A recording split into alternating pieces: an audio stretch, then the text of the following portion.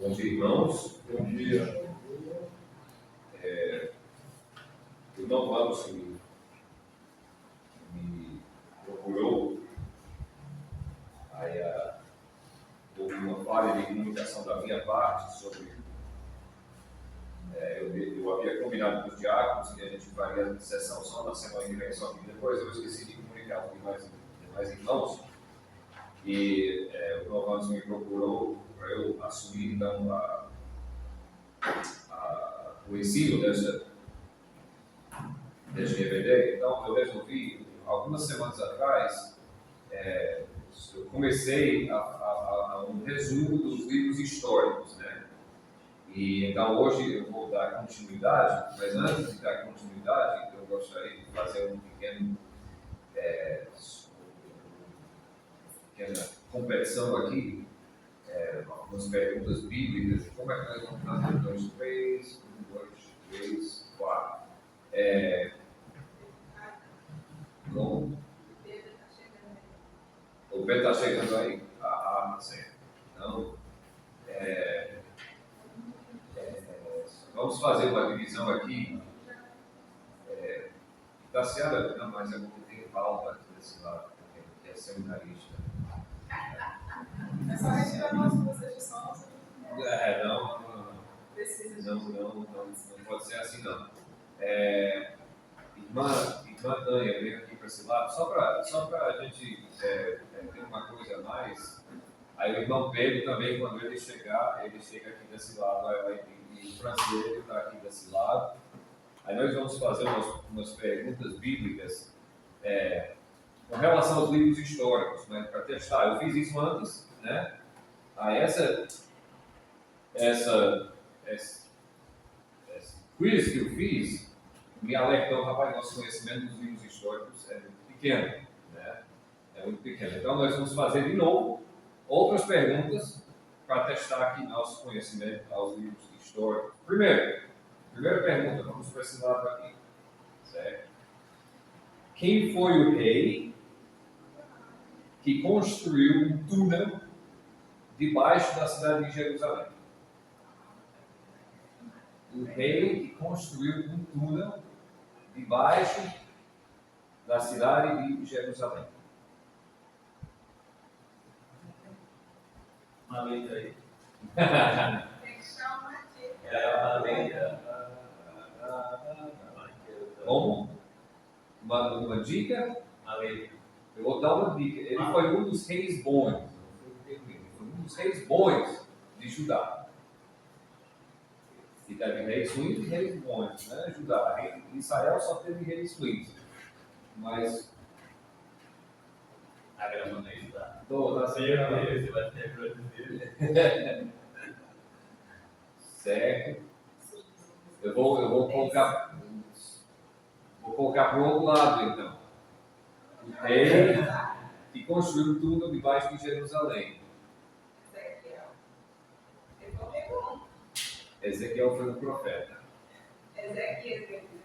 Ezequias. Foi o rei Ezequias que construiu na ocasião que Jerusalém estava sendo atacada. Certo? Ok. Isso se encontra, irmãos, podem anotar, isso se encontra em 2 Crônicas 32. Os irmãos podem ver essa história em 2 Crônicas 32. Segunda pergunta.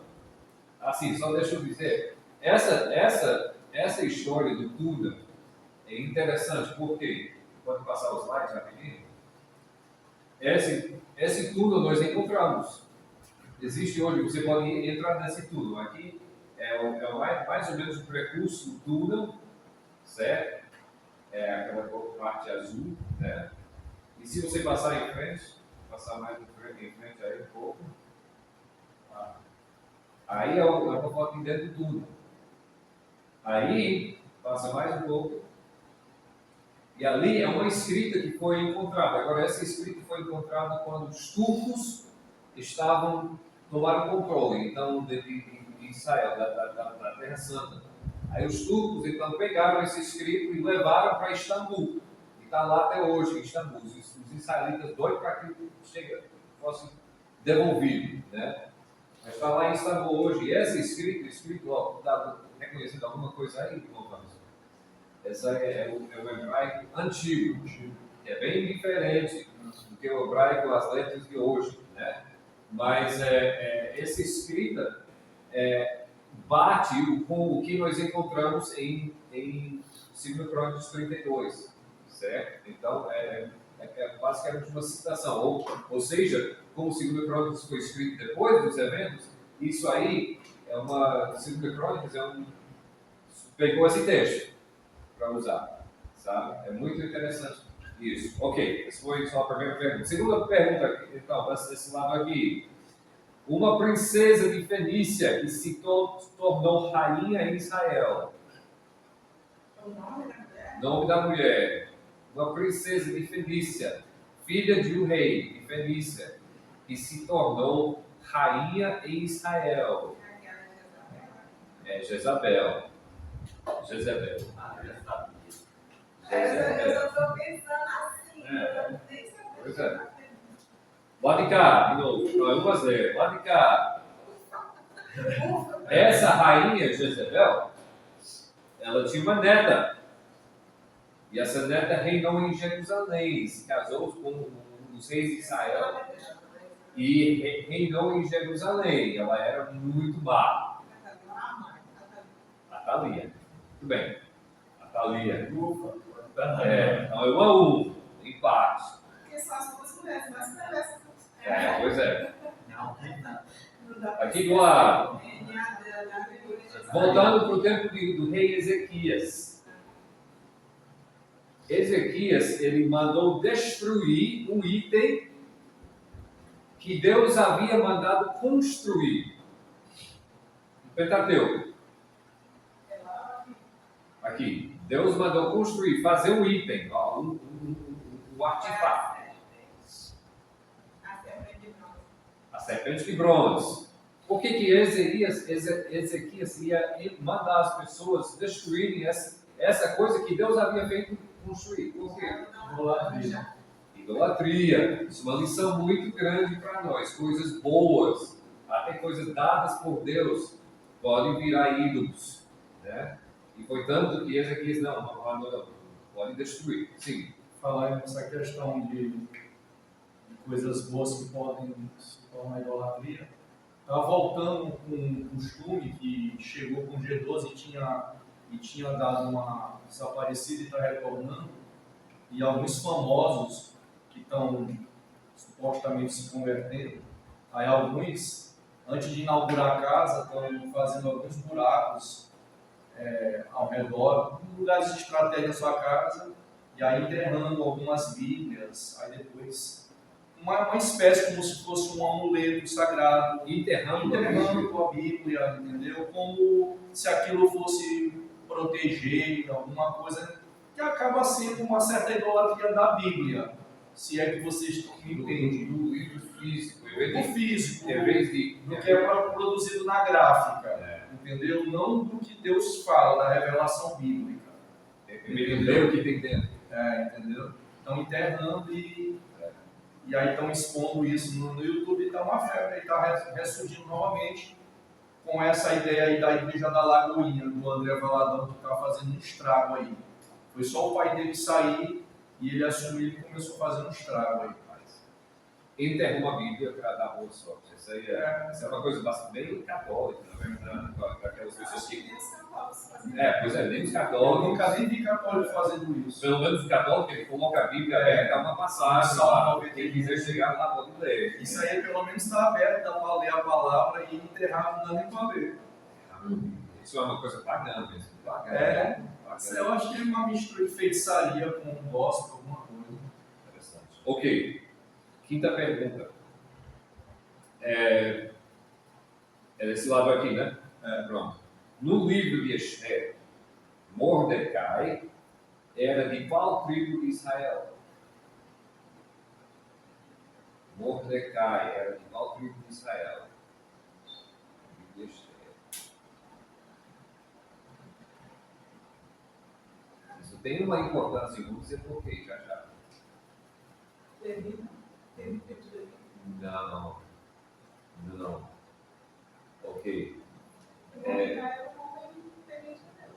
Mordecai, homem temente a Deus. Não da tribo de Levi. Lá de cá.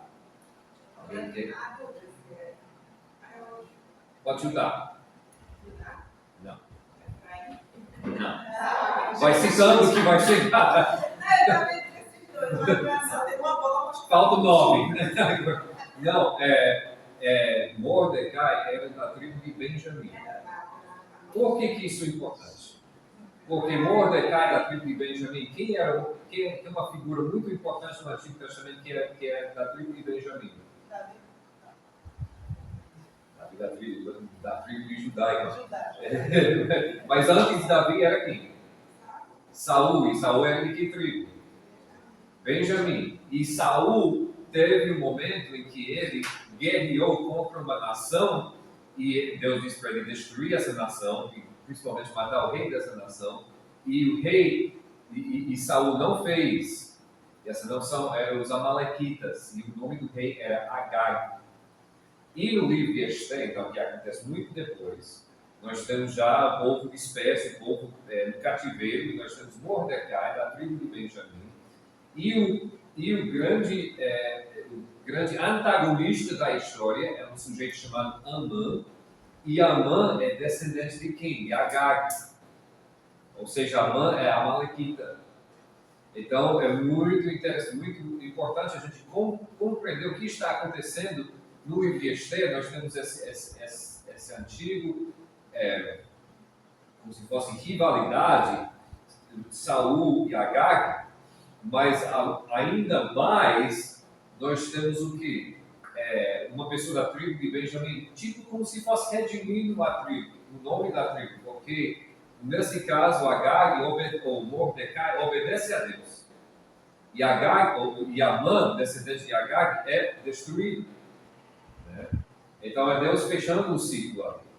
É muito importante, muito interessante a história de Esther. Isso aí. Ok. Isso foi 5. Isso foi para aquele lado, para esse lado aqui, né? Lá de cá. Durante o reino de Ezequias, Deus destruiu o exército de qual império? Durante o reino de Ezequias. O Assírio. Como? Assírio. Os assírios. Certo? Os assírios. Nós vamos falar sobre isso daqui a pouco também. Nossa coisa. Deus destruiu e Assírio. Qual a pontuação agora?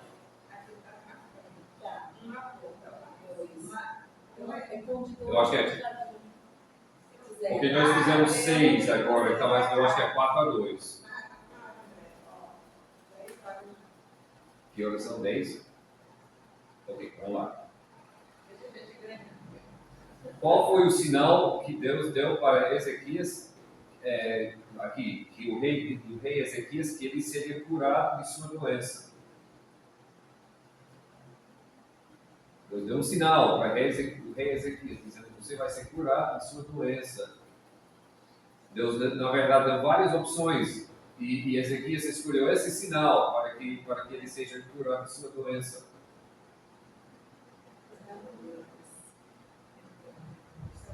Gente,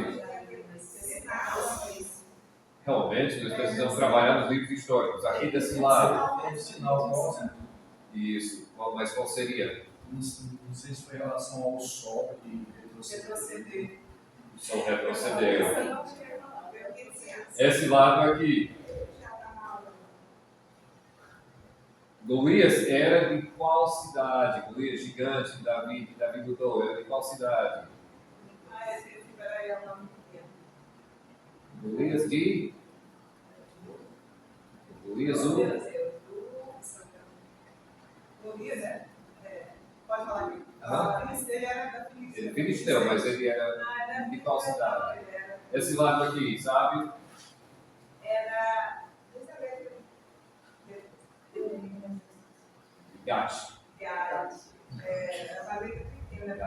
Lá de cá. Quem foi o profeta? Gente. Quem foi o profeta de Israel que era conhecido por ser careca? Eliseu. Eliseu, muito bem. Se você quiser ver isso aí, se você quiser ler, é 2 Reis 2, sobre isso aí. Deus manda, os meninos vão zombando do careca de Elias e Deus manda os ursos. Calvo, cara, no inglês diz careca. São carecas. Lá de cá, última pergunta. Quem foi o rei da Pérsia que Deus usou para liberar o povo de Judá, para retornar a Jerusalém e reconstruir o templo? Ciro. Bem. Ok. Interessante. Eu não sei quem foi, eu sei que esse lá ganhou. Não sei qual foi a votação. ganhou conhecimento. Você falou, a gente vai ter que ir lá. Ok. Que horas são agora? Que eu não sei agora. Ok. Vamos colocar aqui. Alguém lembra onde eu parei nos livros históricos da última vez? Ok. Esses são os livros históricos, só para lembrar, os livros tidos como históricos, começando com Josué. Eu acho que eu cheguei a 1 e 2 Samuel. Eu acho, da última vez.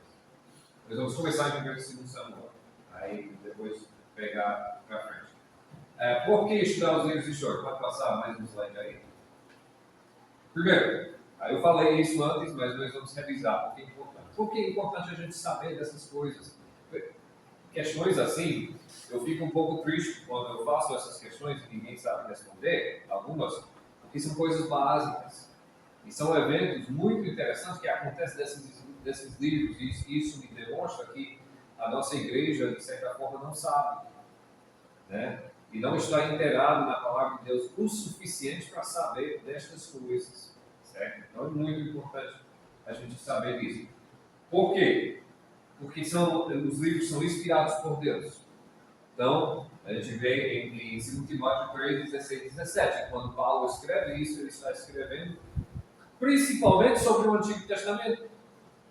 Certo? Então, é muito importante a gente entender que esses livros históricos, tanto quanto o livro de Romanos, o livro de 1 Coríntios, 2 Coríntios, o livro de Apocalipse, estes livros também são muito importantes. Em 1 Coríntios 10, de 11 a 12, o apóstolo Paulo fala que Deus nos deu essas coisas como exemplos, certo? Para nós estarmos seguindo. Então, se nós desprezamos os livros históricos, nós estamos tirando da nossa vida a vantagem desses exemplos, certo? Terceiro, isso dá o pano de fundo histórico para o resto da Bíblia. Então, se você vai entender as referências que Paulo faz ao Antigo Testamento, as referências que os outros autores, o João, faz, ou porque eu estive lendo em João, onde Jesus Cristo fala que eu sou o pão que vem do céu. Aí, se você entender os livros históricos, ou no caso do Pentateuco, você não entende a referência que ele está fazendo ao maná, né? Então, é muito importante isso. Os livros históricos, em muitos casos não, principalmente, vão preparando o caminho para Cristo. Então, a gente vai entendendo o que Deus vai fazer no mundo, desde a criação até o nascimento de Cristo, e através dos livros históricos que a gente entende. E entendendo isso, a gente entende melhor o ministério de Cristo. Certo? Os livros históricos são altamente cristológicos. Quinto, proclamam Cristo. Nós vamos ver, hoje à noite, inclusive, João 5,39. Hoje à noite nós vamos estar conversando sobre isso, em que Jesus fala para os fariseus da época, os judeus da época dele, e diz: olha, vocês estão muito inteirados nas Escrituras, mas são essas Escrituras que falam de mim. Né? Então, os livros históricos também falam de Jesus Cristo, apontam para Jesus Cristo. E, por último lugar, são muito interessantes. Muito interessantes. Só essa história dos meninos que vão zombando do careca do profeta, aí vem os ursos para atacar as crianças. Muito interessante, muito útil também, que se você é pai, olha, cuidado, como se comporta, porque pode vir os ursos, né? Deus manda os ursos. Eu acho que algumas vezes Quando a gente recita esse versículo, examinar as escrituras, para nós, quando a gente recita, a gente está falando da Bíblia toda, que a gente nem usa. Mas, na realidade, vocês estão falando só do Antigo Testamento. No Antigo Testamento. Isso. E o judeu tinha fariseus que haviam decorado os livros do Antigo Testamento. E em hebraico. Está entendendo? Mas que eram tão cegos que não viram que Jesus, que era Jesus Cristo. E outra coisa, essa de Lucas 24, 27, é a relação dos homens que estavam na estrada de Emaús, né? E Jesus Cristo, os homens não reconhecem que é Jesus Cristo, mas ele vai, e começando com Moisés, ele vai explicando, pregando Cristo, esses dois, ou ele mesmo, né? Esses dois irmãos, certo? É o Antigo Testamento que ele está usando ali. Então, o Antigo Testamento é muito importante. Os livros históricos fazem uma parte íntegra do Antigo Testamento. Da última vez, pode passar ali, nós conversamos, eu sei que nós falamos sobre Josué, né? A importância, só para lembrar, vocês sabem que o nome Jesus, em hebraico, é Josué. E quando o anjo fala para Maria, você vai chamar ele de Josué, porque ele vai, de Jesus, ele está dizendo Josué. Então, você vai chamar o seu nome de Josué, porque ele vai salvar o seu povo. A mente de Maria vai para onde? Isso aqui. Vai para Josué. Josué, por que ele vai salvar? Ele vai ser que nem Josué. Certo? Pode passar? Nós falamos de juízes, aquele círculo, né? de pecado, e juízo, e arrependimento, e salvação, certo? Aquele ciclo vicioso que vai se aprofundando. Em Juízes é onde nós encontramos um dos textos mais interessantes, uma das histórias mais interessantes, mais empolgantes, para mim, né? do Antigo Testamento. O rei, eu acho que eu falei da última vez, do Ehud, né? E o rei Eglon, que era o orgulho. Né? Fantástica essa história. Pode passar? Juízes, aí nós chegamos Juízes. Juízes é um livro muito sombrio, mas no mesmo tempo, no final daquele tempo dos Juízes, quando as coisas estão acabando, quando as coisas na nação de Israel estão realmente breves, nós temos essa linda história de amor. Mas é muito mais do que isso, porque essa história como se fosse o backstory, né? Como se chama? É o pano de fundo para o nascimento de Davi. E sendo o pano de fundo para o nascimento de Davi, é o pano de fundo para o nascimento de Cristo. Porque a família davídica é também a família de Cristo. Certo? E na pessoa de Boaz e Ruth, nas pessoas de Boaz e Ruth, nós temos uma linda representação, ilustração do papel redentor de Jesus Cristo para com a sua igreja. Ainda mais que Ruth é uma pessoa gentia, e é inclusa na promessa, né, de Cristo. Isso, livros históricos, muito importante. Um dia eu vou fazer aqui um exegese nos cultos à noite sobre Ruth, porque é fantástico esse livro, se Deus me permitir. Próximo. Aí nós chegamos à parte que interessa, que é 1 Samuel, e 1 e 2 Samuel. Agora, o que nós precisamos entender é que 1 e 2 Samuel, 1 e 2 Reis, 1 e 2 Crônicas eram antigamente, em vez de serem 6 livros, eram 3 livros. Era só o livro de Samuel, o livro de Reis, o livro de Crônicas. São divididos por causa do tamanho, e no tamanho dos rolos, né? Mas é um livro, então é uma sequência. E é muito mais fácil entender quando você entende e lê como se fosse um livro, certo? Cada um. Então, mas em 1 Samuel, nós começamos com o reinado de Saul, né? E depois, o Saul, o rei que Deus queria, ou o rei que o povo queria, e depois, quando isso não dá certo, Deus dá o rei que ele queria, que é o rei Davi. Existe muita coisa aqui, eu não vou ter tempo de explicar tudo, mas lembra que Davi é uma figura cristológica, o que nós precisamos entender é isso. Davi é uma figura cristológica, Davi faz coisas chaves, Davi conquista Jerusalém, que é uma coisa que desde o livro de Juízes o povo não consegue fazer, conquistar Jerusalém. Davi conquista de vez Jerusalém. Jerusalém é a cidade da paz, então nós temos Davi conquistando a paz. A primeira coisa que Davi faz, ele traz a arca para a cidade de Jerusalém. A arca significa o quê? A presença de Deus. Então, Davi está conquistando o quê? A paz de Deus e a presença de Deus. O que Cristo faz? Romanos capítulo 5, nós temos o quê? Através de Cristo, nós temos paz com Deus. Em João capítulo 14, Jesus fala que vai mandar outro consolador, que habitava entre o povo, mas que agora vai habitar em nós, ou seja, a presença. Então, nós temos na pessoa de Davi, no livro de 1 e 2 Samuel, para mim o mais fantástico é isso, que ele vai conquistar Jerusalém e trazer a arca, ou seja, ele traz a paz de Deus e a presença de Deus. Isso para mim é o forte do trabalho de Davi. No final do livro de 2 Samuel, é como se fosse uma cena pós-crédito. Nós temos um evento que aconteceu no reino dele, é que Davi pecou, e então Deus julgou a nação. Porque o rei pecou, Deus julgou a nação. Muito interessante isso.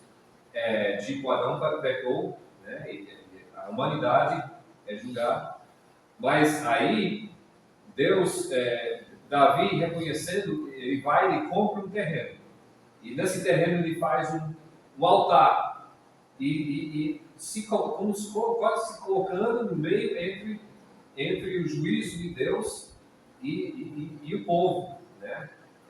No Novo Testamento, esse conceito se chama propiciação, desviando a ira de Deus. E onde esse terreno é comprado, e esse altar é erguido, isso vira o local onde é construído o templo. Aí você pode, se você for para Israel, você vai para esse lugar hoje em dia, para ver onde esse evento aconteceu. É chave, é muito importante no reino de Davi, esse momento, porque o templo vira o centro. Aí já em 1 Reis nós temos a inauguração do templo, né? E com o nascimento com Salomão, e o templo vira a parte central. Agora, nos contos de fada, tudo acontece, todos viveram felizes para sempre. Mas nós sabemos que não era assim. Nós sabemos que Salomão se deixou, embora um homem muito sábio, se deixou desviar. E Deus trouxe juízo à nação, dividindo a nação. Agora é importante a gente entender uma coisa que acontece aqui. Para isso vai nos ajudar a interpretar o resto dos livros históricos. Nunca mais. O tempo de Davi e Salomão foi um tempo dourado. Em que aquela região, eu deveria ter colocado no mapa ali, aquela região, que é uma região, até hoje, uma região estratégica, mas aquela região deixa de ser como se fosse um peão nas mãos, ou uma coisa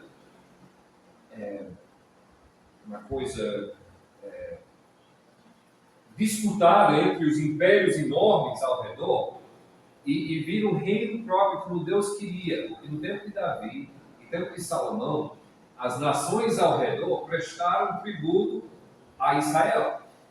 Nós vemos até Faraó mandando sua filha casar com Salomão, que é uma prática comum, né? Então, em vez de forçar a barra, forçar a submissão, o Faraó, que era o império mais poderoso da época, manda sua filha, ele abre relações diplomáticas com Salomão, certo? É muito interessante. Depois que o reino é dividido, as tribos do norte se dividem e Jerusalém, Judá e Benjamim ficam no sul. Que é a primeira coisa que acontece? É atacado por Egito. Vocês lembram? Vocês podem ler. Atacado por Egito. E Faraó pega os escudos de ouro que estavam no templo e leva para ele. E o rei Roboão, ele coloca escudos de bronze para tomar lugar. Daí para frente, Israel e Judá, os dois, nunca mais são reinos independentes. Nunca mais. São sempre dependentes e sujeitos às nações ao redor, diplomaticamente e politicamente falando. Sempre. Seja Egito, seja Síria, seja Assíria, seja Babilônia, seja Pérsia. Nunca mais nós temos a nação sendo uma nação poderosa depois disso. E nunca mais o povo consegue tirar a idolatria.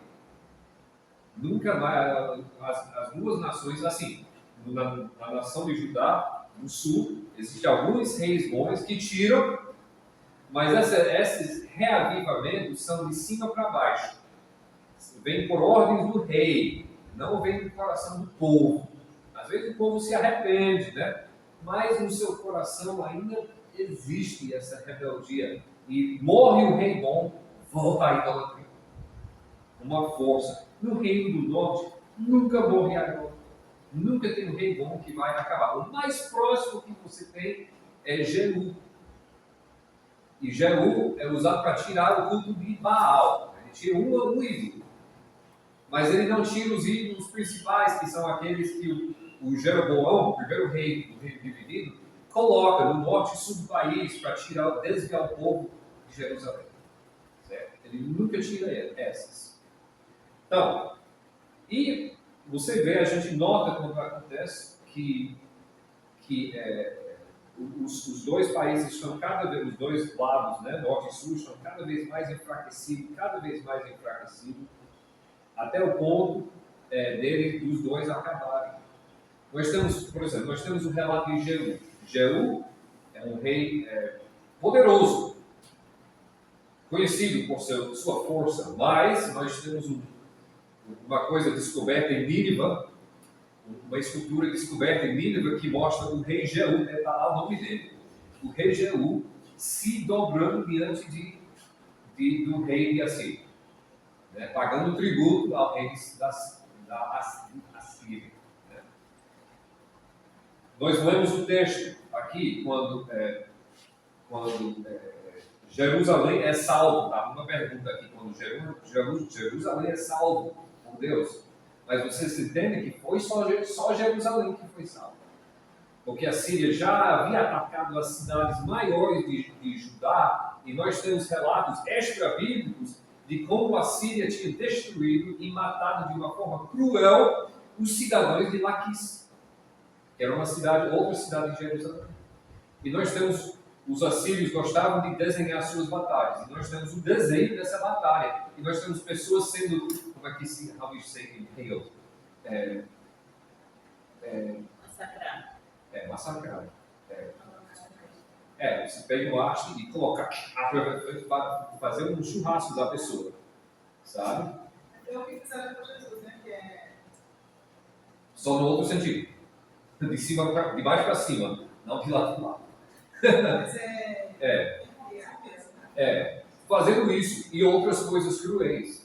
Lá aqui, no templo de Ezequias. Então vocês entendem, Deus promoveu essa libertação de Jerusalém, mas enquanto isso, a nação como um todo estava no juízo, sob o juízo de Deus.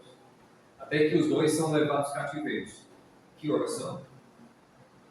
22. Reis e 22. Ok. Passe, nós temos 1 Samuel, 2 Samuel. Em hebraico lá coloquei o nome dos livros.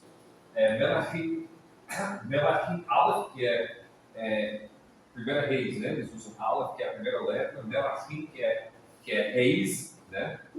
E pode passar. E Melachim Bet, que é a segunda Reis, pode passar. Aqui é Crônicas. Agora, às vezes as pessoas questionam, na sua leitura bíblica, nós temos lido a história de Israel ao cativeiro, no final de 2 Reis, aí nós chegamos em Crônicas, e de repente nós estamos de volta em Davi, né? Começando com o reinado de Davi.